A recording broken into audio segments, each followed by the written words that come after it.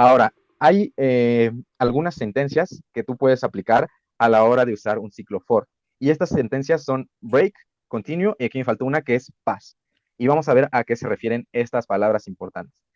Estas sentencias, de alguna manera, funcionan no como lo hemos visto, algo así como las funciones, sino más bien como una propiedad independiente y que solo necesitas introducir esa palabra. Entonces, ahorita vamos a ver cómo funcionan en el código, pero a grandes rasgos, la palabra break, cuando tú pones una palabra break en un ciclo for, lo que hace es que interrumpe la ejecución de tu ciclo y brinca el resto de cosas, ¿no? En algún punto en donde tú le pongas alguna condición para que se detenga con esta palabra, puedes detener tu ciclo y seguir con el resto de código. Entonces, de alguna manera, para esto te sirve el ciclo, la palabra o la sentencia break, para detener tu ciclo en algún momento y que ya no continúe, se lo brinque y continúe en el resto de código. Eso es para lo que sirve la sentencia break. Ahora, la sentencia continue lo que hace es que salta la ejecución de determinada condición que tú le pongas. Es decir, en determinados ciclos, si tú le pones continue, entonces lo que va a hacer es como omitir esa parte del ciclo y se sigue con el resto de los demás elementos en tu ciclo for. Entonces, esta sirve para interrumpir, esta sirve como para saltar solamente la ejecución de una iteración. Y por último, la sentencia pass lo que permite es que tu código no se vea afectado si es que no tienes alguna condición dentro de tu ciclo for. Y vamos a ver cómo funcionan estas tres sentencias. Entonces, ya tenemos ejemplos de cómo funciona el ciclo for. Ahora vamos a ver esas tres sentencias. Nosotros podemos inicializar, por ejemplo, con una lista, ¿no? Como el ejemplo anterior. Entonces, aquí le podemos poner elementos, true, una cadena de texto, Python e incluso, pues por decir, una tupla, ¿no? Y entonces lo que vamos a hacer es inicializar nuestro ciclo for con la palabra for, un índice, por decir y después in lista, dos puntos, y vamos a ponerle print el índice i, ¿no? Y ahora, ¿cómo es que se ocupa esta sentencia break, la primera que vimos, ¿no? Pues simplemente tú pones la palabra, tal cual. No tienes que poner doble paréntesis para indicar que va a ejecutar la instrucción break. Simplemente tienes que poner esa palabra, break, en algún punto y ya, con eso es suficiente. Y ahora vamos a ver qué es lo que pasa cuando tú pones esta sentencia en tu ciclo for. Nota que este break está dentro del bloque de código dentro del ciclo for, ¿no? Entonces ahí es donde tú lo puedes poner. Y veamos qué es lo que hace. Si te das cuenta, aquí lo normal, si omitimos esto, es que nos imprima todos los elementos, ¿no? Así es. Pero con la palabra break, veamos qué es lo que sucede. Solo nos imprime el primero. Decíamos que la sentencia break lo que hace es detener el código o el ciclo en algún punto, en alguna iteración. Y esa instrucción es justamente después de que se ejecute la primera iteración. Es decir, tú tienes tu lista y este índice i la va a ir recorriendo, ¿no? Entonces, para empezar, toma el número uno.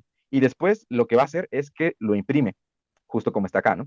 Pero después se sigue a la siguiente parte del código, que es break. Entonces, aquí lo que hace es parar el código, el ciclo, y ya, se lo brinca el resto. El resto ya no lo hace. Y justamente como está abajito del bloque de código y lo va ejecutando uno a uno, es como se lo encuentra este break en la primera iteración. Entonces, por eso es que solo imprime el número uno y no imprime el resto de elementos porque está después de la instrucción print y justamente se le encuentra en la primera iteración.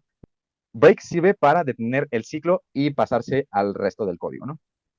Justamente, por ejemplo, aquí podemos poner print, otra cosa, y veamos justo, aquí una coma, justo, ¿no? Solo imprime el uno y después se sigue a Con lo que ya no está sigue donde no está dentro el. del for, ¿no? Sí. Exacto. Entonces, de alguna manera esto sirve como para cortar el ciclo en determinado punto que tú quieras decir, no, pues ya, ¿no? O incluso también a esto tú le podrías poner como una condición, ¿no? Por decir, aquí podrías utilizar lo que vimos ayer, que son los condicionales, if y es igual a true, por decir algo, o es más, para que se vea más claro, Python,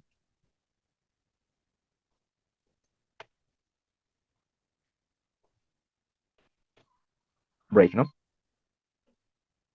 Mm, Y listo. Y aquí podríamos ponerle lo mismo, ¿no? Print y, y listo. Aquí tú estás condicionando como para determinar en qué punto quieres que se detenga sí. tu ciclo, ¿no? Porque si no le pones esta condición, vemos que se para en el primera iteración, ¿no? Pero si Así tú es. dices, Ahí no, ya le pues yo estás quiero pararla diciendo como, tú hasta dónde quieres que se detenga.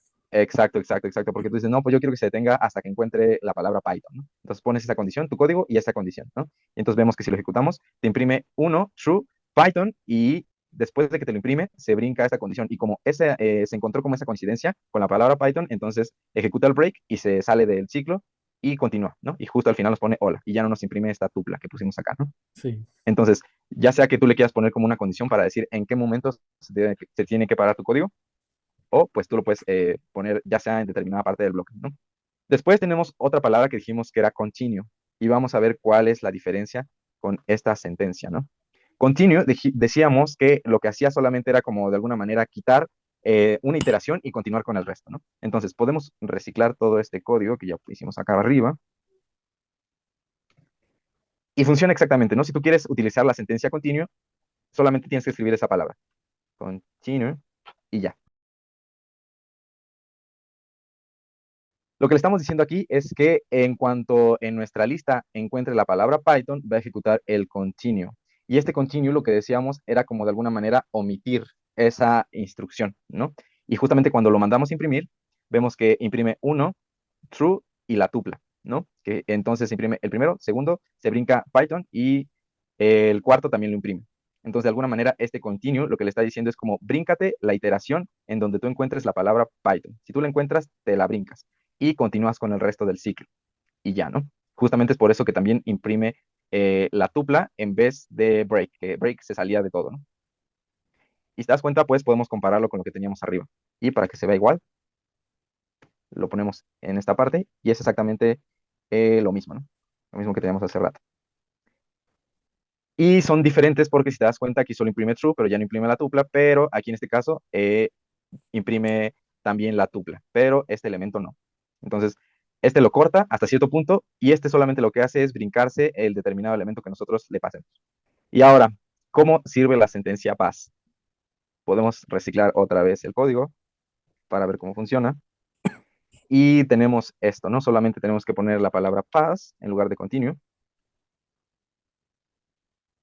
Y veamos qué es lo que hace. Aquí a simple vista, lo que podemos notar es que no hace nada, ¿no? Solamente lo que le estamos diciendo es que en el momento en el que tú encuentres Python, pues simplemente sigue el código. Eso es lo que hace como la función pass, como la sentencia pass, perdón. Lo que hace es como continuar con el resto de código. Esto como que a simple vista no se le ve mucho uso, ¿no? Porque si te das cuenta, pues imprime todo, ¿no? Toda todo la así lista es. y después. Pero generalmente este pass se ocupa cuando tú estás programando y quieres poner, por ejemplo, un ciclo, pero de alguna manera tú no sabes qué es lo que vas a poner en ese ciclo, ¿no? Y entonces lo que tú haces es poner como pass. Si te das cuenta, no pones ningún bloque de código, solo pones la palabra pass, pero lo que hace es que tu código pueda seguirse ejecutando sin ningún problema. Aunque tú no tengas ningún bloque de código aquí, puedes seguir corriendo tu código, porque si solamente lo dejas así en blanco, pues te manda error, ¿no? Entonces, si tú, no, tú quieres poner un ciclo o alguna condición y no sabes qué poner o todavía Está eh, pendiente o algo, está quieres hacer pendiente, un cambio exacto, utilizas para que pass, ¿no? sigas corriendo y te quedes ahí pendiente hasta que ya encuentres lo que vas a hacer Exacto, o exacto, hagas la modificación.